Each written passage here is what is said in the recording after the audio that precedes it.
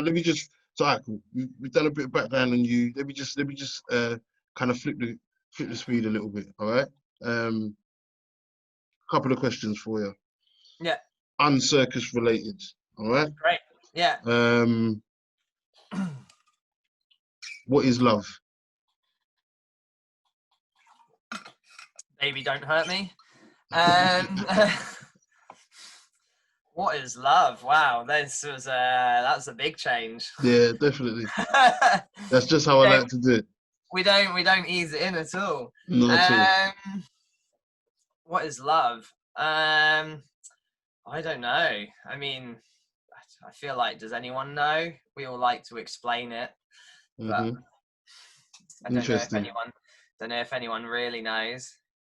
I mean, yeah, I guess there's two routes I can go down. I can go down my kind of, I'm a very, factual person, and I can go down the route of it's a chemical reaction that is created in order for us to procreate and continue the spread of human or the spread of life in general. Interesting. Yeah. What's the other one you could give me? I mean, I feel like, but that one kind of ends there, That one's not the most interesting answer. No, it's definitely interesting because no one said that yet, and I've asked that same question to 95% of the guests I've had on. So yeah, definitely a new one, and it's interesting. Yeah, what's the other answer you give? That's probably the answer I believe in the most, because it's the most scientific, and I'm a very sciencey person. Fair. I guess outside of that, I don't know. I guess it's just that feeling of. It's a kind of feeling of almost like of want. There's something you like, and you got to grab a hold of it, And that can be. It can be a person. It can be things. I think some people get a lot mixed up in kind of saying like, oh, you don't really love things, or love, like love is reserved for like that one person in your life. I don't really believe in that in a sense. I think I also don't think that applies to everyone. I know a lot of people are wired differently, especially from their upbringing. But I think love is kind of, it's a sense of happiness, but it's just like more than that, it's that kind of willingness to put up with more than the happiness for something, like I can say that about a person. I can say that about my girlfriend, which, actually giving it to her, she's definitely far from the most annoying girlfriends I've had. She's she's a very easy person to be around and get on with, And but things like juggling, I don't always love it, training and stuff. Sometimes I have bad days, sometimes I fucking hate it, but I still love it, Okay, all right. I feel like there's a lot that could be said about love. That's a very open umbrella.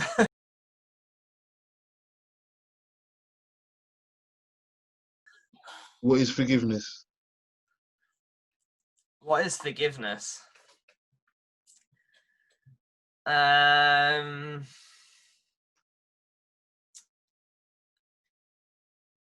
That's I feel like I have a lot of things I want to say, and I'm thinking them all at the same time.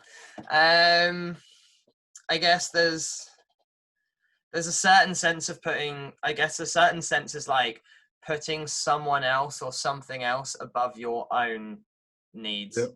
I think that's probably part of the stronger part of it, like you are upset with something, and that is kind of bringing you into your ego. And obviously the ego is all about me, what I need, what I want, and what I have to do for me. Right. And then forgiveness is kind of shutting down your own ego for a bit to kind of say, well, this person will actually be a lot better for it, or the situation or life, or even yourself. Like it can even be, for yourself, because that's what I was going to ask you, because that's interesting what you said about ego kind of being involved in, I don't know, forgiveness, in the sense that a lot of people say forgiveness is to free yourself, or is something you do for yourself, and people misinterpret it by saying that it's something that you're giving to the other person. But yeah, it's interesting. It's interesting for me to hear that you think maybe that, you know, in order to forgive, you have to shut down your ego. Yeah.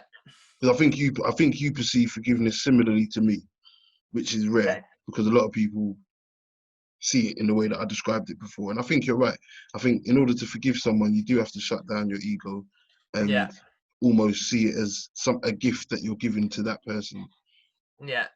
I mean, like, I guess there's kind of two sides to it. Like, for me, one thing that would kind of stem, like, part of what I'm about to say is, like, I'm not sure I believe in a true altruistic action, you know? Is that the right way of saying it? Like, yeah, I don't believe in true altruism. I don't think there is anything you can do that doesn't, like, benefit yourself slightly. Anyone who says, you know, like... Interesting. Anyone who says, I'm doing this and it's nothing to do with me, you know, it's all for them, I don't think that's true. I'm not saying that it can't be, like, better for the other person than it is for you, in a sense. I just think that anything that you do that benefits someone else will always, like, at least give you a certain sense of satisfaction of, like, I did what was right, or I did this which made them better, or, you know, like the whole giving to charity thing, like, oh, I gave all this money to all these people, but you kind of, you know, you see it a lot on the news, like people being smug about, like you giving see money, giving money to a homeless person and videoing it and posting it on their gram. Yeah, like, I've always found that a weird thing. It's not that I wouldn't ever tell anyone, but it's like, you know, these videos you see online of, like, people doing, like, these heartfelt videos, like, here is me going to this homeless guy and, like, giving these things and making his day and doing this nice thing for him. And I'm just like, you know what would have been better? If you just didn't fucking film it, like, and just did it. Like, I always find those videos a bit fake, and I'm like, the thing you did is nice, and I still get a nice feeling, but did you need to film it? Did you? Yep, with a nice 4K camera and a portable light and Yeah, exactly. So I guess, kind of, like, tracking from that, like, my belief is that nothing you can do is ever truly, like, not benefiting you in some way. But I guess forgiveness kind of comes more from the side of, you've got to shut down the ego. Like, the ego is, like, let's say, the irrational, like, the irrational emotional side, which is telling you, like, this is hurting you, or this is disrespecting you, or they did this and that wasn't nice, and you think they're a cunt. So, you know, like, and then you have to shut that down for a bit to be like, well, okay, yeah, like, I am pissed off that they did this, but maybe their intentions weren't bad, or maybe this is this, or this is that, or maybe sometimes you'd be like, actually, yeah, they're an asshole, but if I don't forgive them, you know, I might have to be around them, or, like, have to deal with this for a much longer time, and it's just going to make everyone's life a lot worse, you know. Like, it can be accepting that forgiveness is just to make a better situation emotionally for people, or it could be because you might actually realize that they didn't do it to hurt you, or whatever, you know. I mean, that would go into individual situations, because that could be any reason for anything happening. But I think that what I'm hearing you say anyway is that you have to be able to, in order to look at things objectively, that's when you have to shut your ego down. So not necessarily meaning that everybody's gonna warrant your forgiveness, but you do think that, tell me if I'm putting words in your mouth as well, but you do think that kind of you have to be able to objectively and objectively view a situation and view a person's actions for what it is, rather than focusing purely on just how it makes you feel, Yeah. and then make an informed decision with the Yeah. full picture. I mean, I think that sums it up pretty well. I'm not saying like emotional things can't get involved in the balance. I mean, at the end of the day, we're not robots. We are emotional creatures. Yeah. But yeah, I think there is a certain element of trying to let go of that kind of like overbearing feeling. I mean, God, like, yeah, even knowing that doesn't make it easy, you know? It's like, you can talk about it and know it as much as you want, but it can still be hard to do, you know? Like, I find myself falling part of like small grudges all the time, and like things that really piss me off, you know, when people take advantage of you and you're just like, oh, like, I just really don't want to let it go. But if I don't let it go, it's not even necessarily for the other person. It's more for yourself, you know, like sometimes just like, if I don't let this go, I'm just going to have that little ball of anger in me, like for longer and longer. Dude.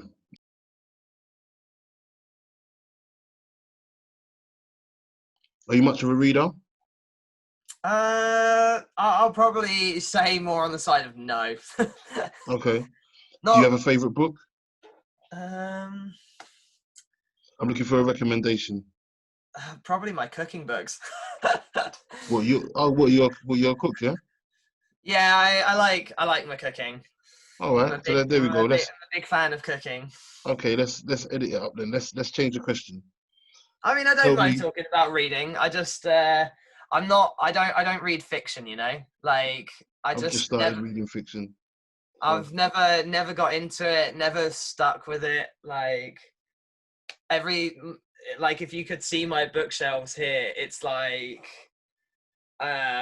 psychology, physics, like about the origins of the universe, you know, like physics, particle physics, a couple of biographies, things about like, I've got some things about, you know, like drugs and the effects they have on you, and I don't know, yeah, like, and a lot of philosophy and science.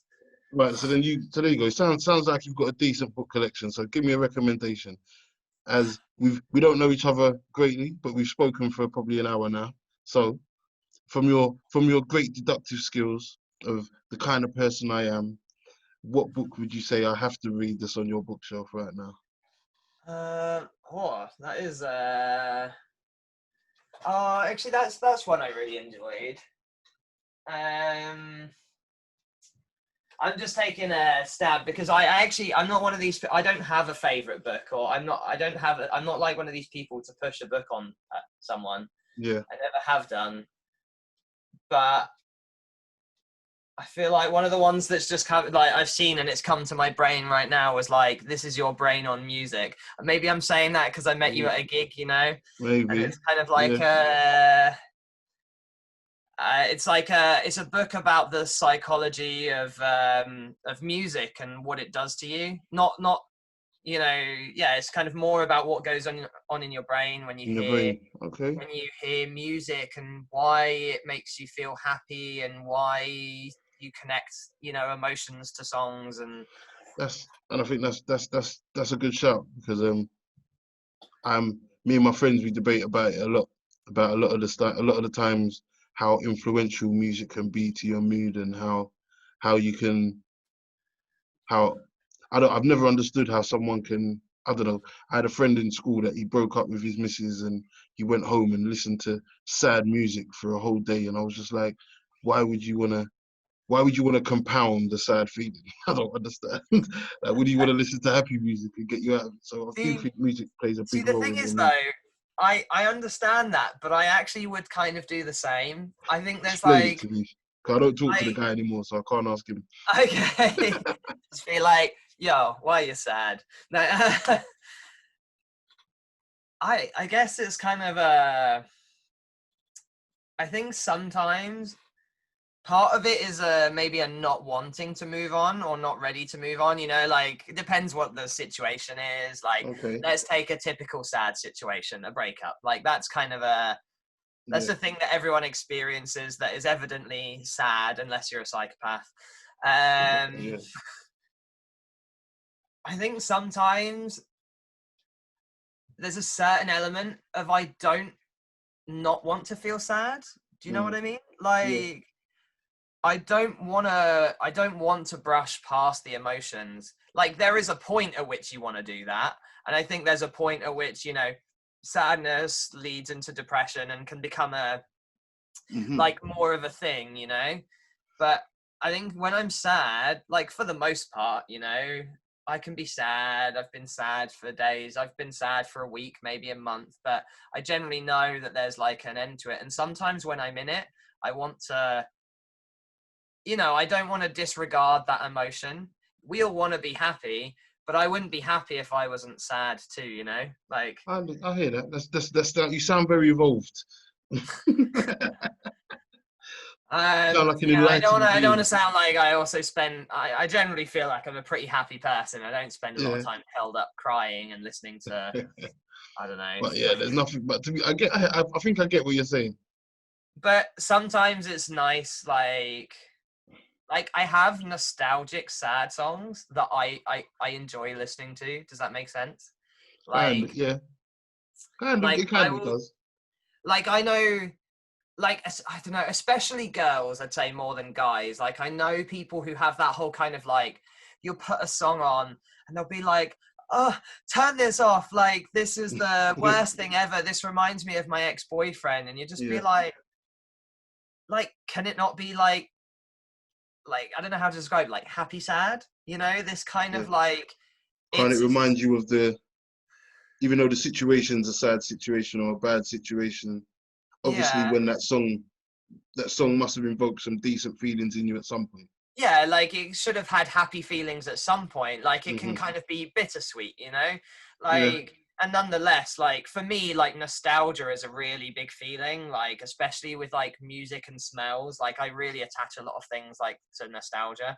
So it's kind of, so for me, even if it's sad, you know, I can kind of listen to it and I can kind of feel that sadness for a bit without going like, oh God, like, you know, I can kind of listen to it and be like, oh, well, those were good times and I'm sad about it, but that was good. And then that's that, you know, and you don't have to wallow in it. But likewise, sometimes when I am sad, it is kind of nice to wallow in it a little bit and just be like, I am feeling these feelings. And sometimes the music can help you kind of like process it a little bit. Does that make sense? Like if I was to go and like, if I was really sad and I was going to go stick like, I don't know, Skrillex on, I would probably just lay there going like, I can't fucking think, like this is, and you know, feel really you know, I'd feel really bugged out. Whereas if you have some kind of like mellow or sad music on, you can kind of like gives you space to think about it a little bit. And I hear you. That's interesting. I'm not saying that's everyone's cup of tea, but no, of course, no. But I think it's definitely a way of viewing things that maybe I haven't thought about it before. In the sense that, you know, in order to process an event or an emotion, sometimes you have to create the circumstances that kind of make you experience it in order for you to get through it. So I definitely, I think you definitely articulated it pretty well. All right. I think there's a point though, like you can do it for too long though, you know. Agreed. Like I've definitely had confusing, difficult breakups, and once you're kind of hitting that point, like a month in, and you're still like trying to get your head around things, and you're still like sad and listening to sad music, you're at that point. You're like, if I've thought about it for this long and I can't come to a conclusion, maybe now's the point. I just listen to happy music and go try and distract myself. Yeah, let's just lift up the rug and sweep the dirt underneath there and bury it for a couple of years until it comes out in my next relationship. And then And then you can process it again, you know? Maybe it's a bit easier next time.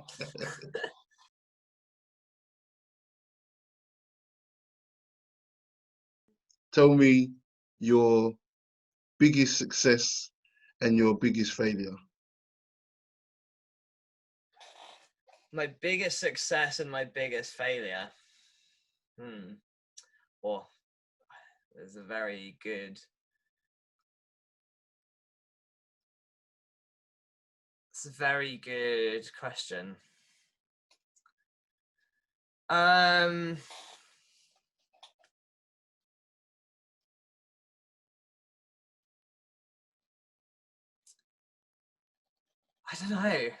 don't know what my biggest. I'll try and just start with success. That's Yeah.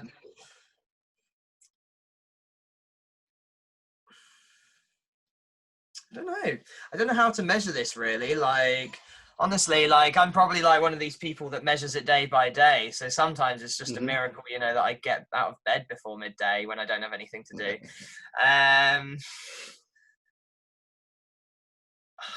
I don't know, like biggest success. There's just so many ways to measure it in, you know, like I was pretty happy with myself when I got into circus school, because at the time I really didn't think that was something I'd be able to do.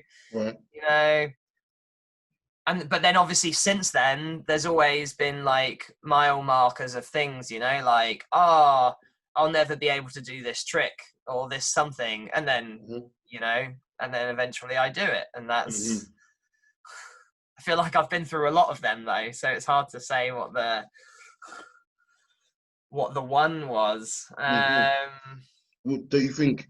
I think that making like, it's not necessarily about the action, and maybe it's about the jump that this thing made you make at that time. So, all right, you've been able to do this trick at whatever age you are now, and you worked at it hard and you've done it, but you were already a pretty established and talented in your field at that time. But maybe getting into, I don't know, circus school, for example, or some other thing was a huge jump. It made a huge difference in your view of yourself at the time, maybe. Well, I guess so. Like, I could probably trace a lot of this back to like learning to juggle or learning to do like, I mean, like I said, it's like, maybe I can't attribute it to one single thing. Like, to me, that seems impossible, but maybe like towards a course of things, like I was always kind of an attitude of like go learning things when I was younger, you know, but I guess I still had that attitude of like, oh, there are things I can do and there are things I can't do. And probably the biggest success of my life is breaking that attitude, you know, that like, because that's what drove me to do circus and to do things and other, you know, like I guess I'd always believed I was good at art because I'd always been good at art, you know. Yeah. And people who are good at stuff always think they're good at stuff, and then things they're not good at, they always think they're bad at it. Right. But I think learning circus for me was probably a bigger thing than just learning some fun tricks. It was a lot of that breaking the habit and the attitude and being like, this thing was impossible. Like, I would never have imagined myself doing like, I don't know, like a triple backflip. But there I was, like, I don't know when it was I first did one, probably like age 22, doing a triple backflip and being like, literally could never have imagined myself doing that. And I think probably the biggest success is probably breaking that attitude of that I can't do things, you know. But that I think circus was probably one of the big parts in that.